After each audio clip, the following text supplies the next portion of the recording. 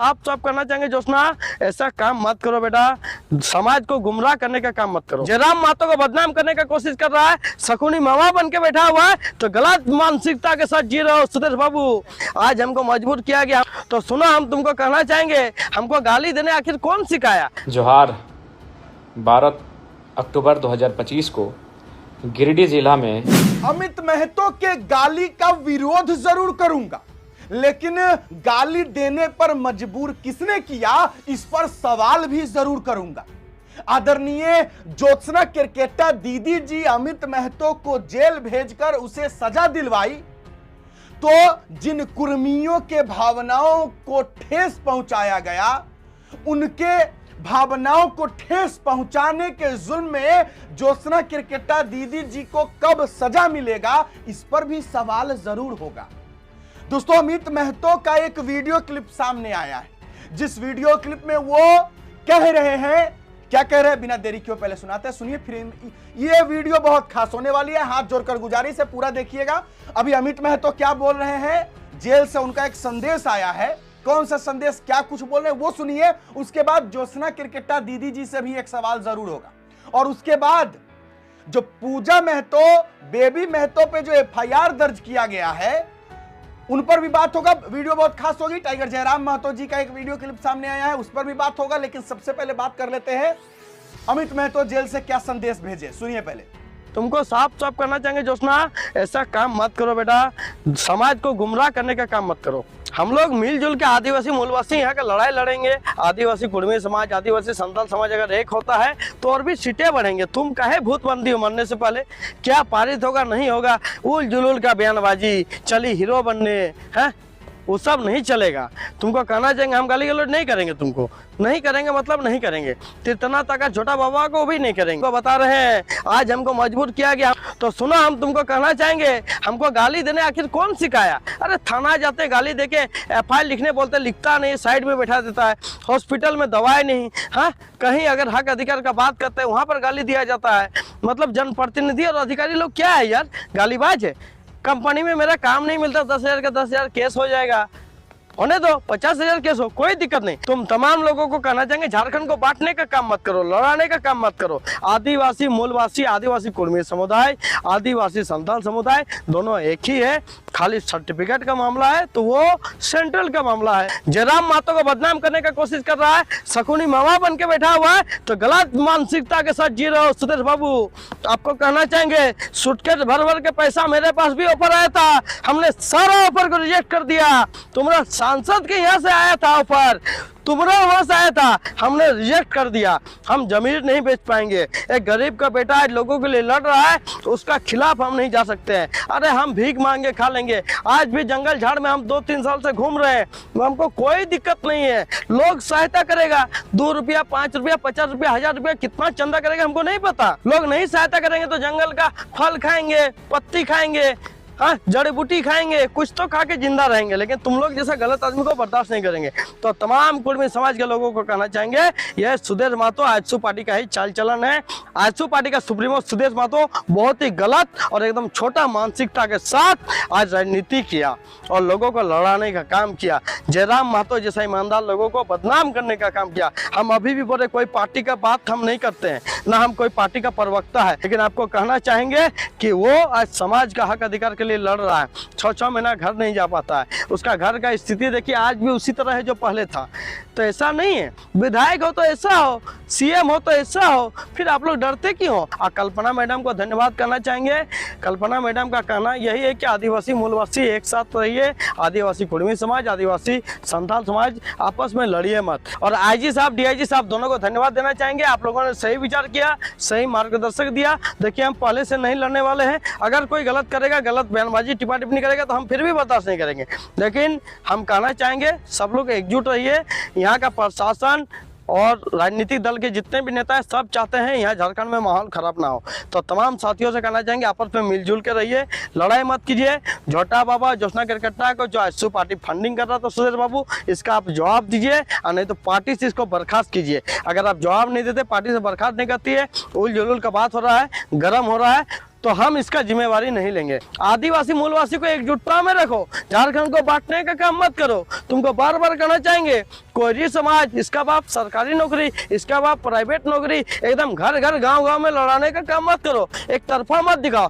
तमाम साथियों से कहना चाहेंगे ज्यादा कुछ हम नहीं बोलेंगे, मामला को शांत किया जाए। छोटा बाबा तुमको भी कहना चाहेंगे, तुम हमको छोटा भाई मानते, हम तुमको बड़ा भाई मानते हैं, भाईचारा बना रहे, लेकिन उल जुलूल का बातें, बयानबाजी, एक तरफा वीडियो दिखाना ये गलत बात है।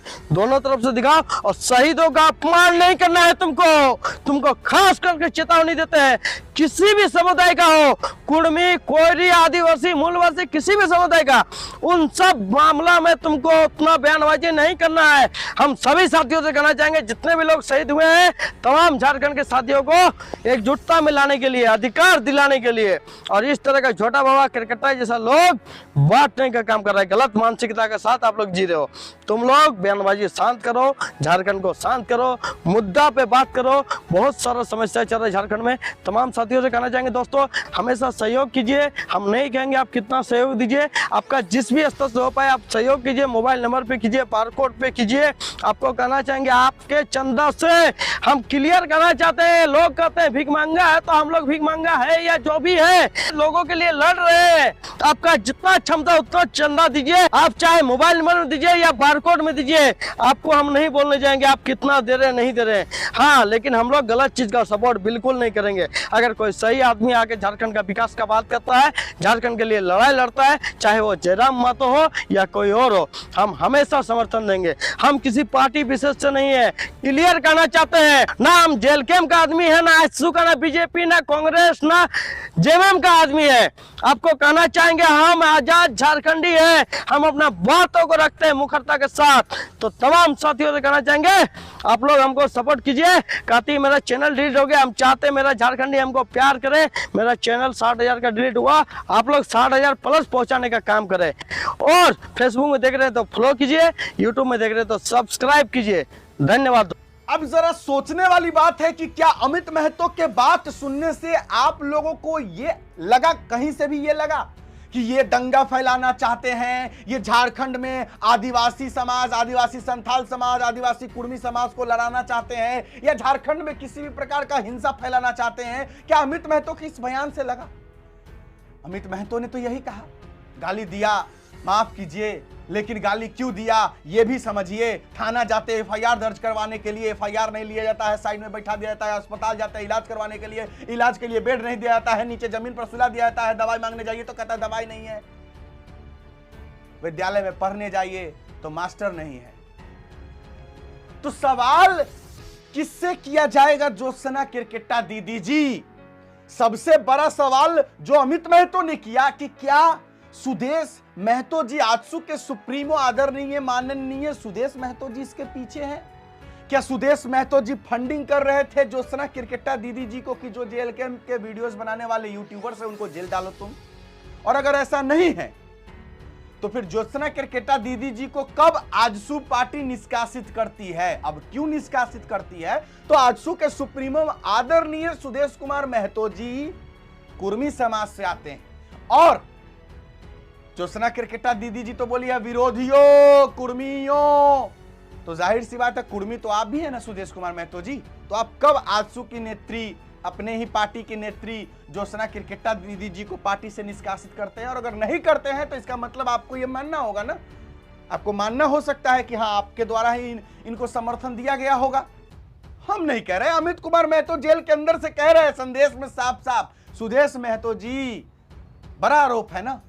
अब आरोप से निकल के अगर चाहते हैं कि ये आरोप जो है बेआधार हो जाए, निराधार हो जाए, तो आपको पार्टी से निष्कासित करना होगा। ज्योत्सना किरकिट्टा दीदी जी को उन्होंने कुर्मियों को लेकर के जो भी कहा है कि मैं 100 कुर्मियों पर भारी हूं, एक ज्योत्सना किरकिट्टा 100 कुर्मियों पर भारी है, तो कुर्मी आप भी तो है ना सुदेश महतो जी। तो आपको भी तो इस पर संज्ञान लेना होगा। और अगर नहीं लेते हैं तो इसका मतलब हो सकता है कि कहीं आप ही समर्थन दे रहे होंगे उनको कि हाँ टाइगर जयराम महतो जेल के पार्टी के जो वीडियोस बनाने वाले लोग हैं उनको इस तरीके से आप ही करवा रहे होंगे, हो सकता है। अब ये आपकी बातें हैं। खैर, अमित महतो जिस तरीके उन्होंने माफी मांग ली, पश्चाताप उन्हें हुआ, गाली गलौज नहीं करना चाहिए, ठीक है। ज्योत्सना किरकिट्टा दीदी जी कब सामने आकर माफी मांग रही हैं, कब कह रही हैं कि हाँ हमसे भी गलती हुआ, पूरे कुर्मी समाज को जिस तरीके से मैंने आहत करने का नाकाम कोशिश किया या फिर मेरे से गलती से हो गया, मैं उसके लिए क्षमा चाहती हूं। कब ज्योत्सना दीदी जी सामने आकर माफी मांग रही हैं, क्योंकि माफी तो मांगना होगा। अब जब आपने जेल भिजवाया अमित महतो को, हाँ सबसे बड़ा सवाल है, चलिए अब इस पर आगे बात करते हैं।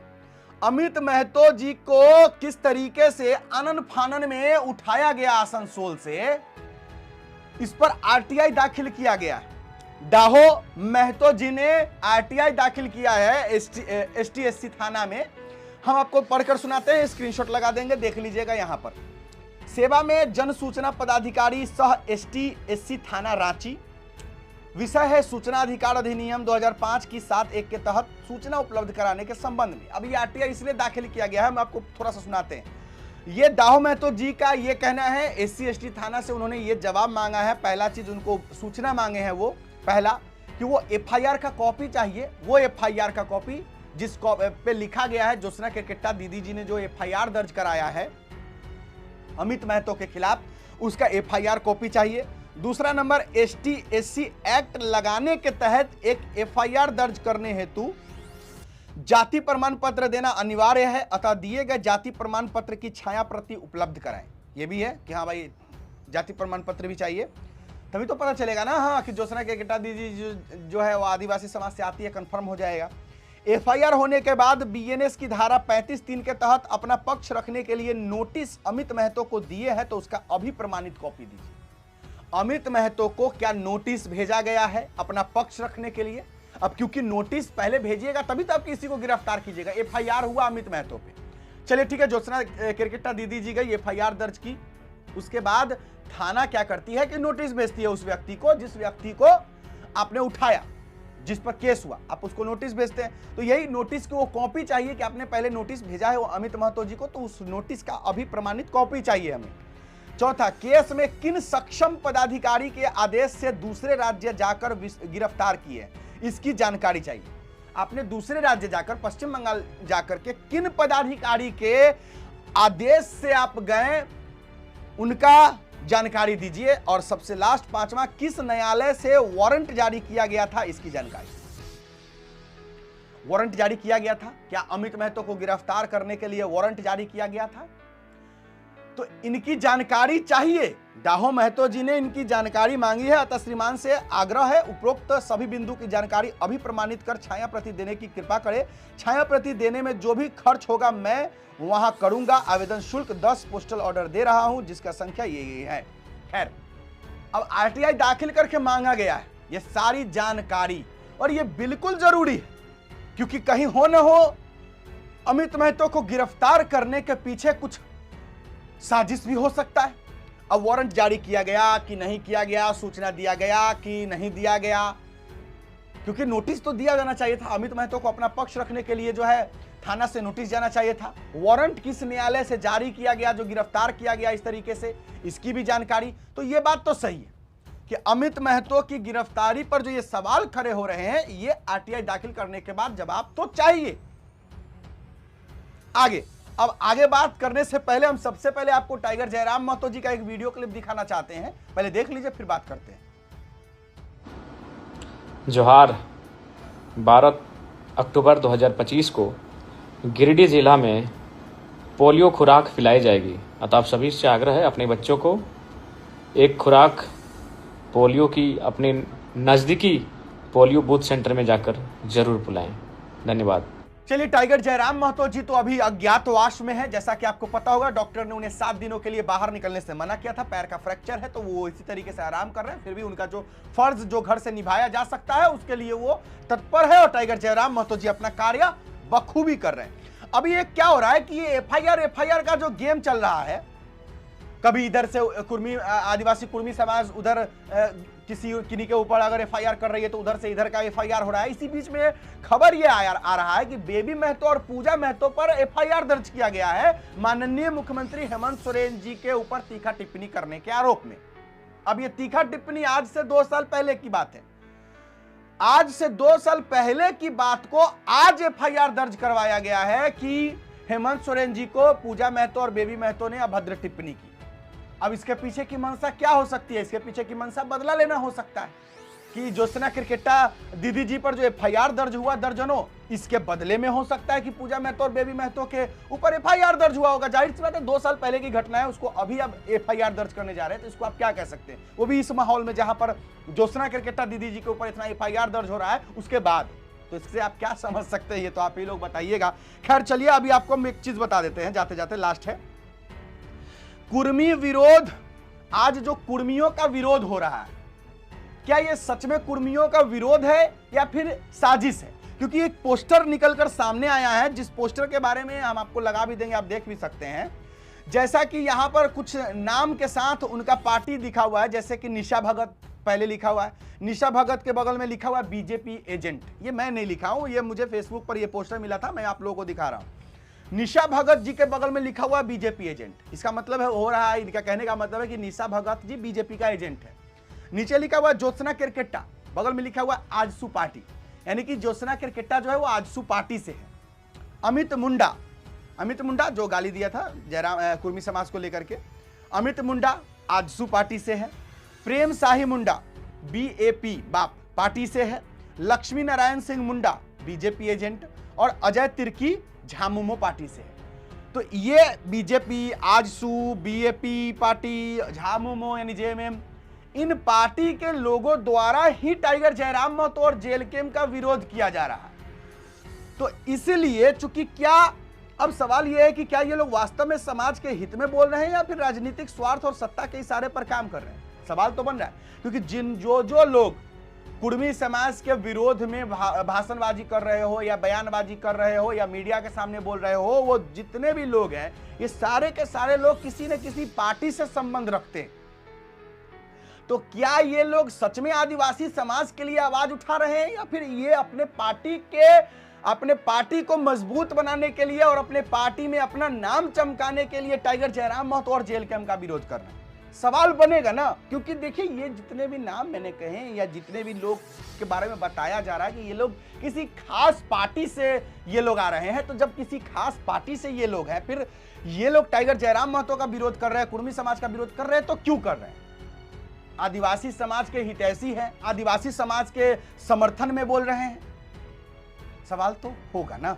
चलिए, कुर्मी समाज या जेल कैंप का विरोध करना किसी आदिवासी का विरोध नहीं है, यह दरअसल उस विचार और आंदोलन का विरोध है जो झूठ, भेदभाव और राजनीतिक दोहरेपन के खिलाफ करा। इसलिए हमें समझना होगा, यह लड़ाई कुर्मी बनाम आदिवासी नहीं बल्कि सच्चाई बनाम साजिश की लड़ाई। ये बात तो सही है भाई। तो देखिए, अभी मिला जुला कर जितनी भी बातें मैंने कही, जितनी भी बातें आपने सुनी, ये एफआईआर का गेम जो है वो चल रहा है। अब लग रहा है कि कहीं ना कहीं इस पर विराम लग जाएगा, क्योंकि अमित महतो अपने तरफ से माफीनामा वीडियो जारी कर चुके हैं। अमित महतो ने कहा कि हमने गाली दिया, गलत किया, अब गाली नहीं देना चाहिए था।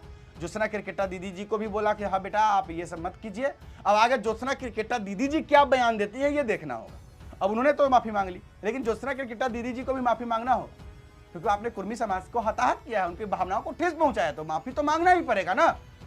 चलिए, बाकी आप लोग कमेंट बॉक्स में लिखिएगा आप क्या सोचते हैं। और हाँ, अमित कुमार महतो जी ने एक स्कैनर जारी किया है, और उस स्कैनर पर आप चाहे तो आप लोग अपने मर्जी से उनको सहयोग दे सकते हैं, क्योंकि ज्योत्सना केरकेट्टा दीदी जी तो कहती है भिखमंगा, अमित महतो को भिखमंगा कहती है। तो चलिए, भिखमंगा ही हम लोग हैं, कोई बात नहीं है। आप लोग जरूर मदद कीजिएगा, 1 रुपये, 2 रुपये, 5 रुपये, बस इतना ही कहेंगे। फिलहाल अभी के लिए इतना ही, इजाजत दीजिए। मुझे मेरा नाम बिट्टू से, आप इस वीडियो को हमेशा बिट्टू सिंह पर देख रहे होंगे। जोहार, जय हिंद।